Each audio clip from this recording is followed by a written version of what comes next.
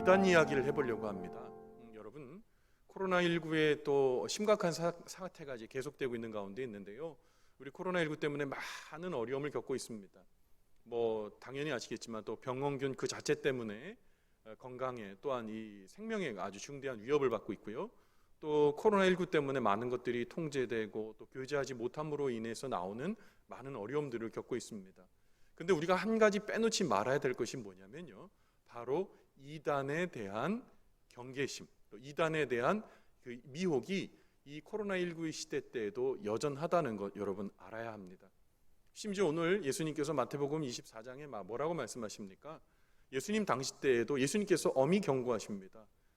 예수님께서 말씀하시기를 그들이라고 얘기하는 이단들을 얘기하시면서 그들은 구원받은 성도도 계속해서 미혹할 것이다. 구원받은 성도들 자체도 미혹할 것이다. 그리 말씀하고 있습니다.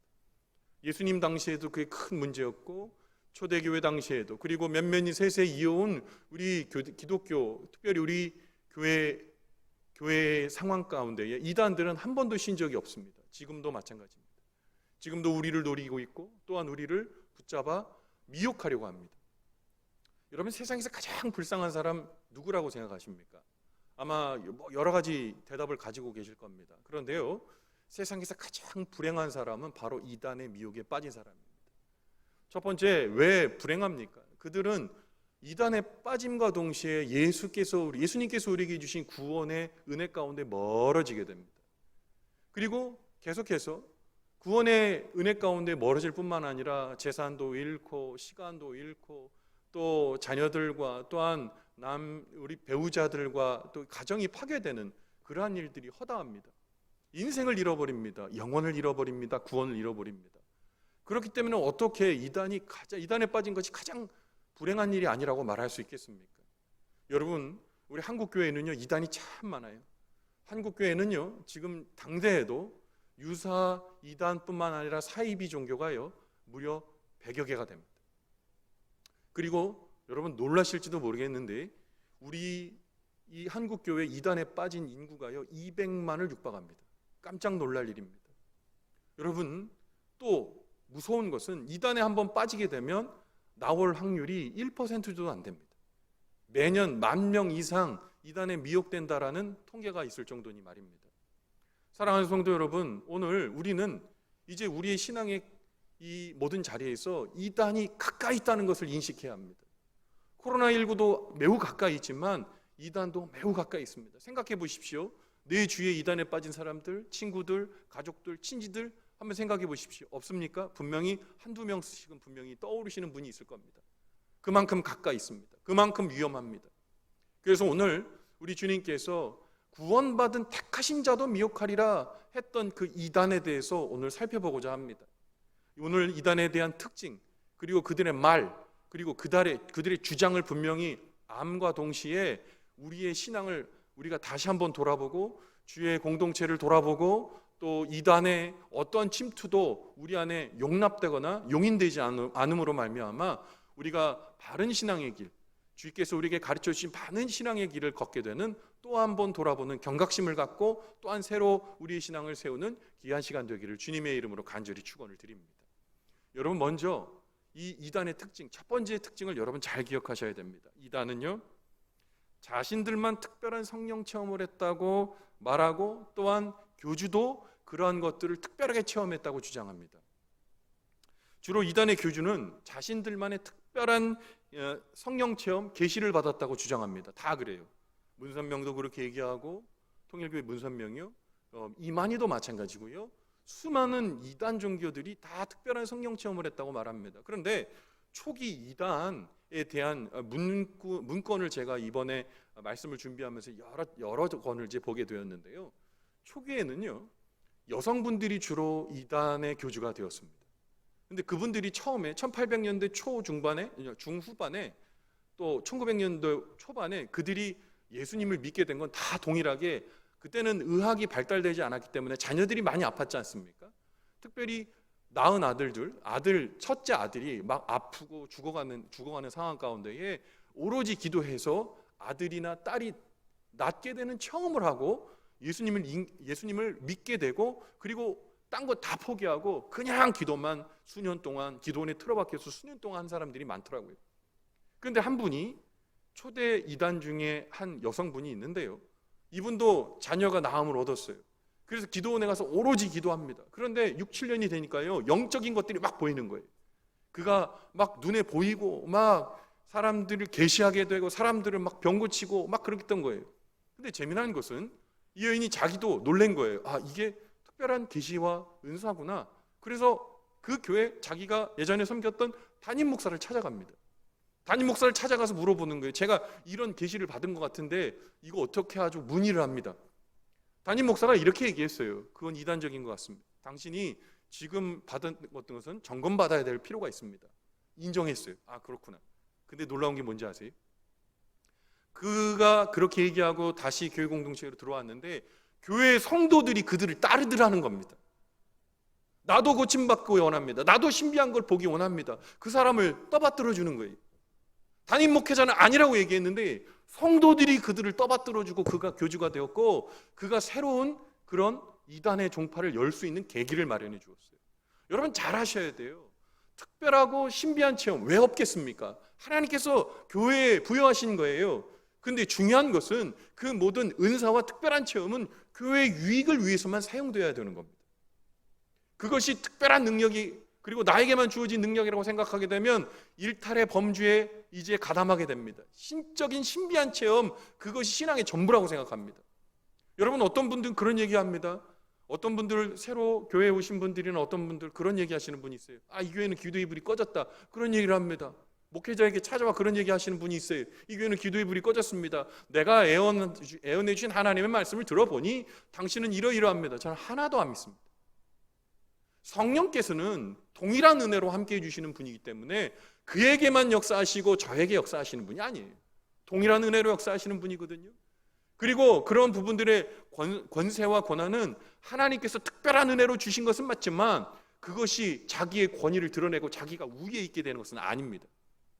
성경 은혜를 받았다, 치유의 은혜를 받았다, 통변의 은혜를 받았다, 애언의 은혜를 받았다 하는 사람들 막 아무나 누구에게나 막 애언합니다.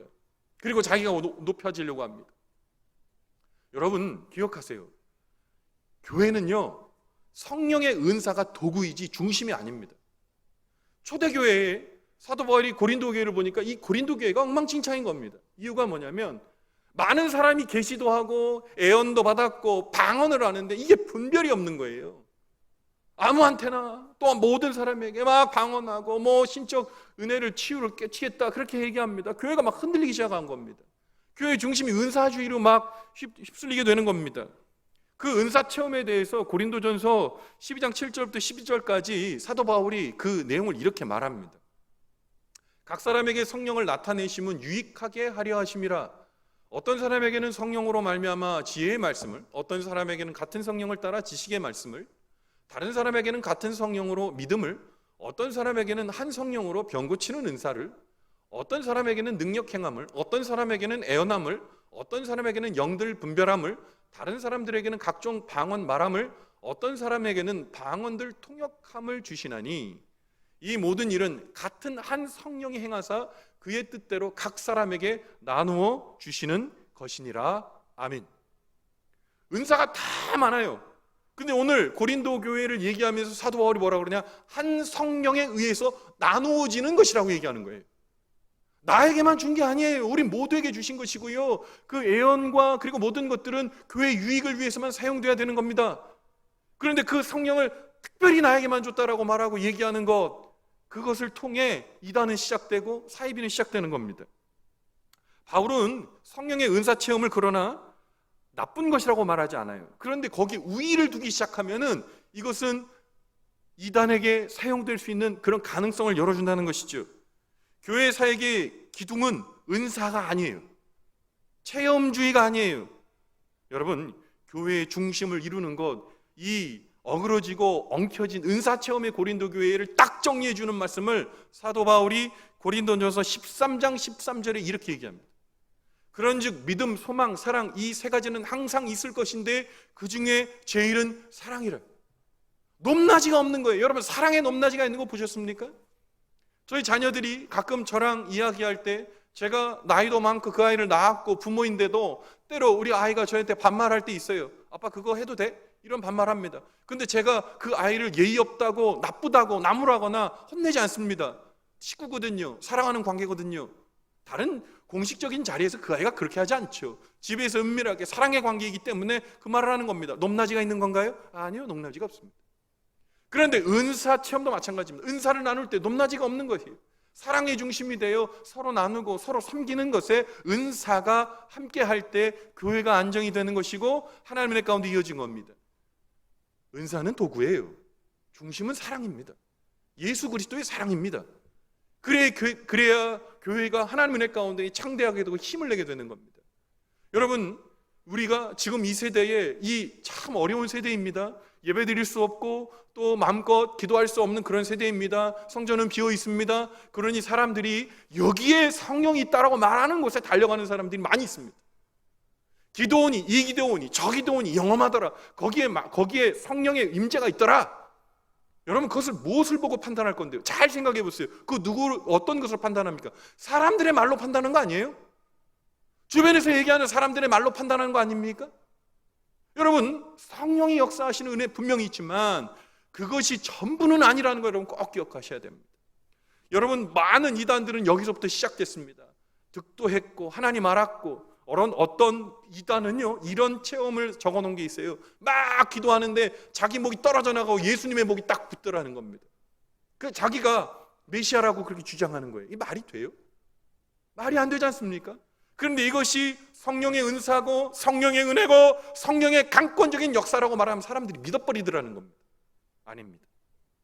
사랑하는 성도 여러분, 교회의 중심을 이루는 것 예수 그리스도의 사랑이고 우리 주님께서 주시는 은사의 체험은 교회를 유익하게 하고 서로를 사랑하기 위해 주시는 것입니다. 어떤 누군가가 내가 성령의 은혜를 체험했고 내가 병 고치는 은사가 있고 내가 이러 다른 은사를 받았으니 나를 따르라 말하면 절대 따라가시면 안 됩니다. 그 길은 멸망의 길입니다. 그 길은 죽음의 길입니다. 그 길은 구원을 잃어버리는 길입니다. 사랑하는 성도 여러분, 바울은 그래서 나중에 공교회에서 은사 체험의 가짜가 너무 많기 때문에 그것을 성령 체험을 이야기하는 많은 사람들을 다 듣고 객관적인 결여된 것을 통제하고 또한 금지하였습니다. 사랑하는 성도 여러분, 특별한 성령 체험을 말하며 이야기하는 것은 교회 중심의 사역에 맞지 않습니다. 근데 착각하지 마세요. 은사가 없다, 성령의 역사가 없다 이 말씀드리는 게 아니라 그것을 자기의 이 공로로 생각하고 특별한 무엇을 받았다고 얘기하고 누군가가 나를 끌어당기려고 하면 그것은 잘못된 길입니다. 하나님은 우리를 사랑하셔서 말씀을 통해 역사하시고 공평한 은혜로 우리를 사랑해 주신다는 사실, 은사의 높낮이가 없다는 사실 여러분 꼭 기억하고 아셔서 여러분 특별한 체험이 있다라고 말하는 자들을, 그래서 자기의 공동체로 유인하는 미혹하는 이단들을 여러분 경계하고 여러분 우리가 깨어있게 되기를 주님의 이름으로 간절히 축원을 드립니다.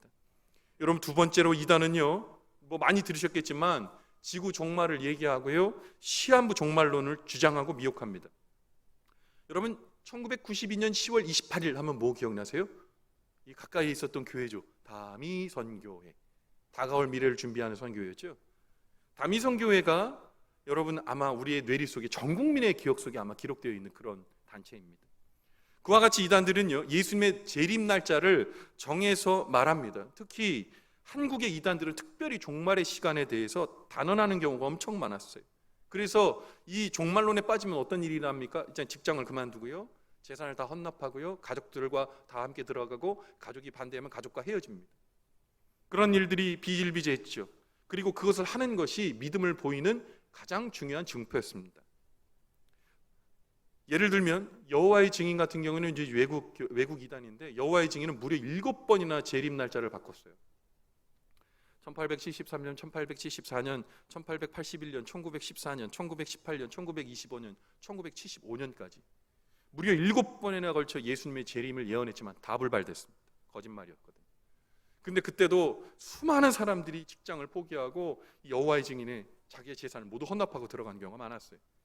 한국교회 이단들도 마찬가지입니다. 동방교회라고 있는데요, 동방교회는 1965년 8월 15일 그리고 장막성전, 지금 장막성전, 신천지 장막성전 말고 그 이전에 유재열이라고 했던 사람이 이끌었던 장막성전이요, 1969년 11월 1일을 재림 날짜로 봤고요, 1월산 기도원이라는 곳은 1971년 8월 10일, 주로 광복절이에요. 뭐 해방된다고 생각했나 봐요. 그리고 한국 중앙 예루살렘 교회는 1975년 8월에, 영생교는 1990년에, 여러분 다 아시겠지만 다미성 교회는 1992년 10월 28일 날 종말을 얘기했죠. 하나도 이루어진 것이 없습니다. 여러분, 하나님의 교회라고 알고 있는 안상홍 증인회도요, 1998년과 1999년 그리고 2012년에 3번 재림, 예수께서 재림한다고 말했는데 다 불발되었습니다. 여러분, 이처럼 이단 종파들은요, 시한부 종말론을 말했지만 다 거짓말이었습니다. 여러분, 주님이 오시는 그날과 그 시간에 대해서 예수님께서 마태복음 24장 36절에 그냥 딱 잘라서 말씀하셨어요. 이렇게 말씀하셨죠. 그러나 그날과 그때는 아무도 모르나니 하늘의 천사들도 아들도 모르고 오직 아버지만 아십니다. 오직 아버지만 아시는 거예요. 그런데 이단들은 어떻게 얘기합니까? 자기들은 안다는 겁니다. 자기들은 이 모든 것들을 알고 있다는 겁니다. 누구도 예언할 수 없는 것들을 자기는 예언하고 본다고 말하는 겁니다. 그런데 이 예언, 재림을 이야기하는 것, 다미선교 이후로 끝났을까요? 계속 나옵니다. 이단들은 계속 나옵니다. 이게 참 매력적인 거거든요. 어느 날 만약에 예언을 해서 예수님이 오신다고 그러면 이 땅의 모든 것들이 정말 가치가 없는 거거든요. 구원 외에는 다른 것이 가치가 없게 되는 거거든요. 일단 그 마수에 걸리기만 하면 여러분, 이 세상이 다 필요 없는 거예요. 천국 갈 건데요, 뭐요? 직장이 왜 필요하고 가정이 왜 필요해요? 돈이 왜 필요합니까? 다 구원에 다 헌납하는 겁니다. 이게 얼마나 매력적인 거예요. 그래서 이단들은 이 재림에 대해서 엄청나게 얘기합니다. 이만희는 재림 얘기 안 합니까? 이만희는 뭐 자기가 재림준대요. 여러분, 그것을 통해서 모든 것들을 다 빼앗아가는 것, 이단들이 얘기하는 시한부 종말론입니다. 누가 예수님이 또는 재림주가 언제 어느 날 온답니다 말하고 말하면 뒤돌아 서십시오. 절대 그럴 일 없습니다. 여러분, 주님은 도적같이 오십니다. 여러분, 우리가 주의 은혜 가운데에 신앙이 제대로 되어 있고 하나님의 은혜의 구원 가운데 있으면 오늘 와도 상관없는 거 아니겠어요? 오늘 이 시간 예배드리다 주님 오시면 여러분, 우리 기쁨으로 하나님 앞에 들려 올라가는 거잖아요. 그런 믿음이 계셔야 되는 거예요. 구원을 누가 줘요? 예수님과 나와의 관계예요. 누가 구원을 우리에게 갖다 줘요? 말도 안 되는 소리 하지 마십시오. 구원파요? 구원이 한번 예수 믿는 걸로 끝나고 죄를 짓지 않아, 이제는 죄에 대해서 염려할 필요 없고 만약에 회개한다면 그 죄라고 얘기해요. 구원파. 말도 안 되는 소리 하지 마세요. 예수님께서 구원은 단번에 정해주셨지만 그의 택하신 자를 통해 성화의 단계로 그를 끌어주시길 바라요. 수많은 거짓말과 수많은 감언이설에 속지 마십시오. 예수 한 분 외에는 구원자도, 그리고 주님이 오시는 그날은 하나님만이 알고 아무도 모릅니다. 여러분, 사랑하는 성도 여러분, 이 시간에도 미혹하는 사단의 이 졸개들, 이단의 이야기들, 어느 날 몇 월 몇 시에 온다, 그 모든 말 들리거든 여러분, 그 뒤돌아서십시오. 어떤 친척이 그런 얘기 듣고 와서, 우리 어떤 친구가 그런 얘기 듣고 와서 얘기하면 여러분, 그를 끌어내십시오. 놀라운 하나님의 은혜 가운데에 여러분, 천국의 놀라운 은혜는 주님께서 우리가 믿는 그들에게 어느 날 도적같이 임하시는 것이지 정해진 날짜가 아닙니다. 사랑하는 성도 여러분, 누군가 여러분에게 미혹하면서 어떤 날짜를 정하며 여러분에게 온다면 여러분, 거절하십시오. 자기 공동체로 유인하려고 미혹할 때 그 이단과 결별하시고 하나님의 은혜 가운데 믿음의 길을 여러분 뚜벅뚜벅 걸어가시기를 주님의 이름으로 간절히 축원을 드립니다. 마지막으로 이단은요, 성경 외에 자신들에게만 특별한 말씀을 주었다고 주장합니다. 성경 외에 다른 성경이 있는 거예요. 자기 하나님의 말씀. 특별히 여러분, 그 몰몬 교도들을 잘 아실 거예요. 외국인들이 단정한 정장 입고 여기 이름표 붙이고 뭐 영어로 성경을 가르쳐 주겠다는 둥 뭐 이러면서 이렇게 포섭하는 단체가 있는데, 조금은 좀 이제는 좀 줄긴 했지만 아직도 여전히 많이 있습니다. 몰몬교가 있는데요, 몰몬교는 20살 이제 22살이 되기 전에 무조건 외국에 선교를 나갔다 와야 됩니다. 그래야 거기서 인정해 주거든요. 그래서 무조건 오는 겁니다. 그런데 이 몰몬교는요, 참 기이하고 회개합니다. 이 몰몬 교도들은요, 성경과 동일한 권위가 있는 몰몬경이 있다고 얘기해요. 그런데 이 몰몬 교회가 얘기하는, 특별히 몰몬 교회를 우리나라에서는 그리스도 후기 성도 교회라고 얘기하는데요, 이 몰몬 교회, 이 몰몬경이 나오게 된 이유가, 이게 초대 회장이었던 조셉 스미스 주니어라는 사람이 있는데, 이 사람이 어느 환상을 본 거예요. 금판에 기록되어 있는 성경이 있다라는 얘기를 한 거죠. 가봤더니 진짜 있더라는 겁니다. 1827년에 첫 번째 발견해서 흙으로 파보니까 있더라는 거예요. 근데 문제는 스미스가 18세밖에 안 된 어린 소년이었고 배움이 없어가지고 그게 뭔 뜻인지 모르는 거예요. 그래서 1929년에 올리버라는 사람을 만나게 됩니다. 올리버 카우들이라는 사람을 만났는데 이 사람이 식자거든요. 배운 사람이에요. 이 사람을 통해 가지고 이걸 해석했다고 합니다. 그리고 영어 성경으로 다시 만들었대요. 1930년대. 이것이 몰몬경이 된 겁니다. 그런데 이 스미스는 이 몰몬경이 성경과 거의 똑같은, 아니 더 많은 권위를 가지고 있다고 주장을 하거든요. 그런데 이상한 게 있어요. 스미스가 몰몬경의 원본인 이 기록문은요, 금으로 된 판에 기록되어 있다고 얘기되어 있고요. 이게 수천 년 동안 땅속에 묻혀져 있었다고 얘기합니다. 근데 몰몬경을 보면 성경을 100여 군데나 인용했어요. 아니, 땅속에만 묻혀져 있는 그 예수님 오시기 전부터 왔던 성경인데, 그 책인데 어떻게 성경이 100여 군데나 인용되어 있는 겁니까? 이상하잖아요. 뭐가 먼저인 겁니까? 또 이 스미스가 뭐라고 얘기하냐면 이 다 금판으로 해가지고 성경 아주 방대하거든요. 다 금으로 되어 있을 거 아닙니까? 원본이 없어요. 금으로 된 원판이 없어요. 스미스가 뭐라고 얘기했냐면 천사가 와서 도로 가져갔대요. 천사가 와서 그 금판을 도로 가져갔답니다. 그 증인도 세우고 그러는데 봤다는 사람이 있고 못 봤다는 사람이 있고, 봤다고 했는데 말을 번복한 사람도 있어요. 믿을 수 없는 얘기죠. 여러분, 그 몰몬경은 어떤 얘기냐면 기원전 6세기, 예수님 오시기 6세기 전에 시드기야 왕 때 여러분 남유다가 망해가고 있었던 거 아시죠? 결국 이 망해가는 나라에서 이제 배를 타고 이 히브리 민족이 미국 대륙으로 갔다는 거예요. 기원전 6세기에.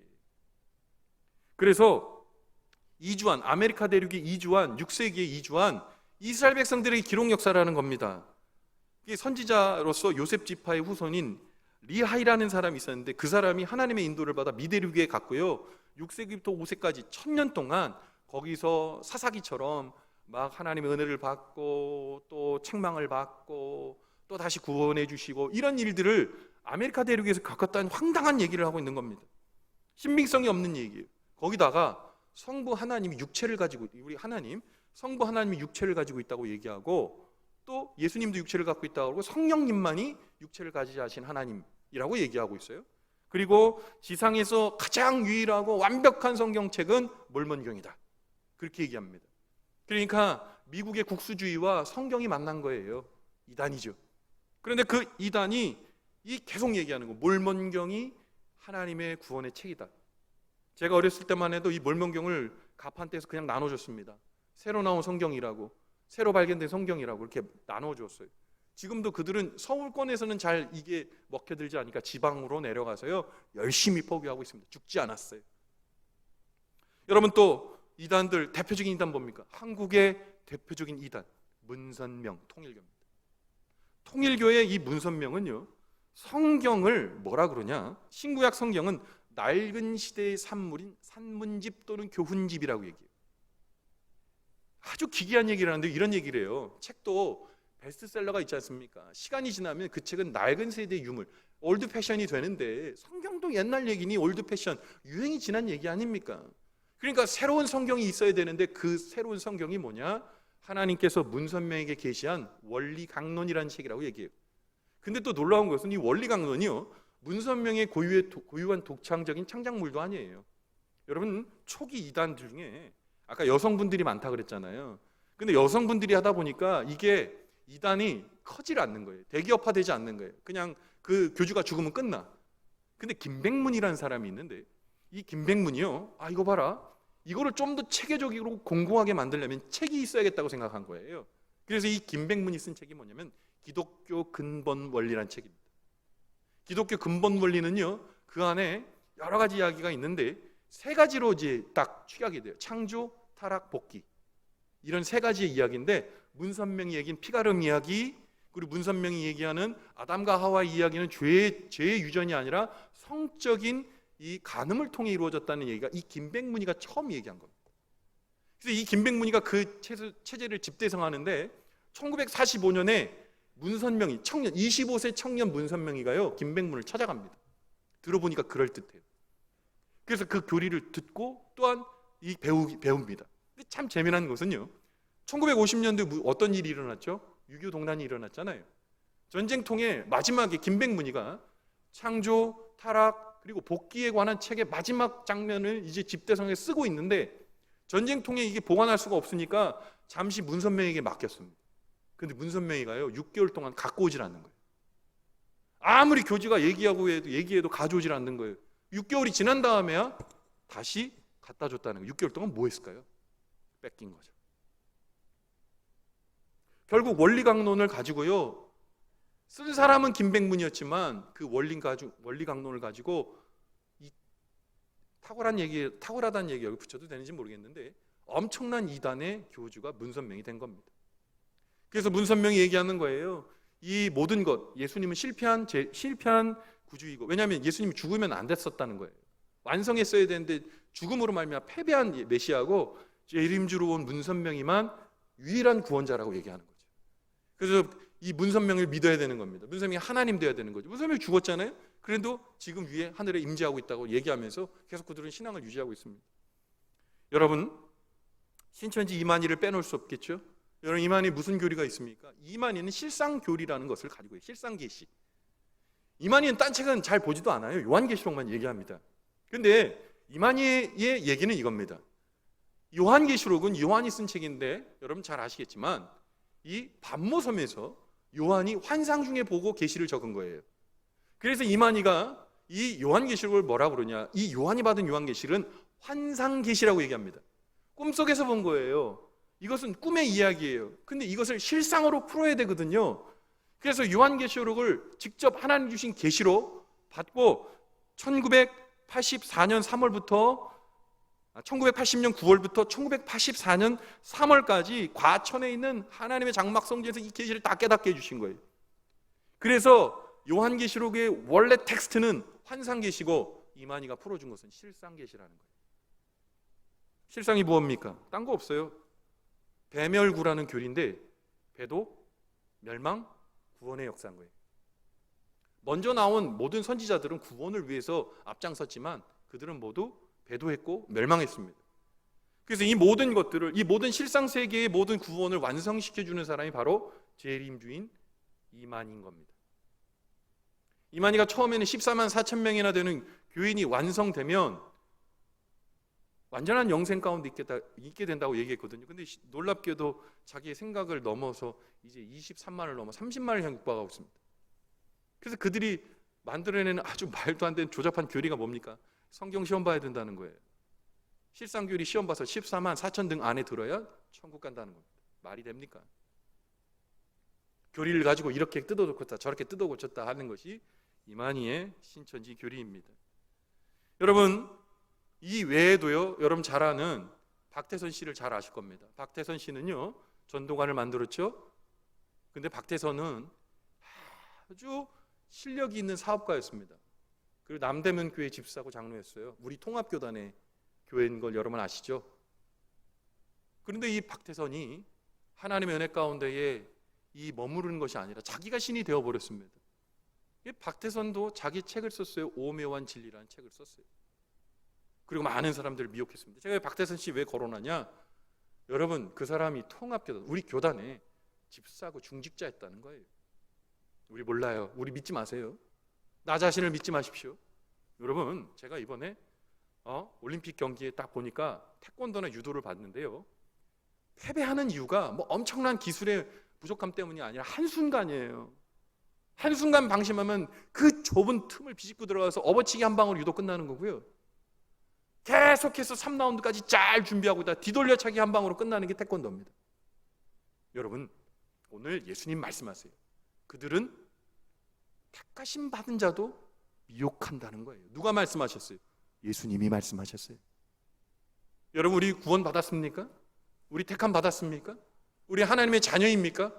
우리도 노린다는 거예요. 우리 얘기합니다. 아이고, 그 이단에 빠지는 사람들, 그 특별하게 약한 사람들이나 그렇지. 전혀 그렇지 않습니다. 여러분, 이단들 수많은 사람들이 다 그들의 약함 때문에 빠집니다. 아무리 많이 배워도, 아무리 많이 가져도, 아무리 육체적으로 건강해도 이단은 포기하지 않고 계속해서 그들의 일을 합니다. 우리 초대교회가 있은 이후부터 교회가 있는 곳에는 무조건 이단이 계속 같이 있었습니다. 이단의 역사도 교회의 역사를 엄청난 방대한 자료의 교회 역사가 있는데 그와 동일하게 이단의 역사도 장대하고 방대합니다. 그들은 쉬지 않고 성실하게 일합니다. 그들은 우리보다도 우리의 전도를 넘어서는 상상 초월의 전도 방법으로, 섭외 방법으로 우리를 노리고 우리를 물고 뜯고 하나님의 은혜 가운데 멀어지게 합니다. 그들은 천사같이 맞아줍니다. 그들은 우리의 아픔과 고통을 다 아는 것처럼 천사처럼 맞이해 줍니다. 그들이 살아가는 공동체는 마치 천국과 같습니다. 그냥 이곳에 살다가 천국 가도 모자람이 없을 것 같은 사랑의 공동체로 위장합니다. 그런데 그 안에는 구원이 산산이 갈기갈기 찢어진 구원이 거기 있습니다. 그 안에는 인생 파멸이 거기에 있습니다. 그 안에는 하나님의 은혜로 멀어진 비참한 사람들만이 그 안에 있습니다. 사랑하는 성도 여러분, 주님이 오시는 그날까지 교회와 함께 존재하며 오늘 주님의 말씀처럼 택하신 자들도 미혹하는 이단은 아주 가까이에 있습니다. 잘못된 믿음을 우리에게 제시하면서 수없는 방법으로 우리를 미혹하고 우리를 괴롭히고 우리를 잡아 누리려고 할 겁니다. 이단에 빠지지 말아야 합니다. 먼저 경각심을 가져야 합니다. 이상하다고 생각하면 여러분 무조건 담임 교육자에게 물어보십시오. 그걸 상담하십시오. 그리고 그런 이상한 이야기를 하면 듣지도 마십시오. 성경에도 얘기합니다. 이단과는 인사도 하지 말라고 얘기합니다. 성경도 말이죠. 그리고 교회 공동체, 혹시 그러한 어려움에 빠진 우리 교회 공동체가 일원이 있는지 또한 돌아보셔야 됩니다. 그리고 건강한 하나님의 말씀, 가르침에 여러분 매진하셔야 됩니다. 그리고 이단에 빠지지 않도록 또한 여러분 우리 같이 깨어 기도하는 믿음의 자리를 여러분 고수하셔야 됩니다. 여러분 하나님의 은혜의 나라 다 이제 저 앞에 보였는데 마지막 결승 테이프를 끊지 않으면 그거보다 허망하고 원망스러운 일이 어디 있습니까?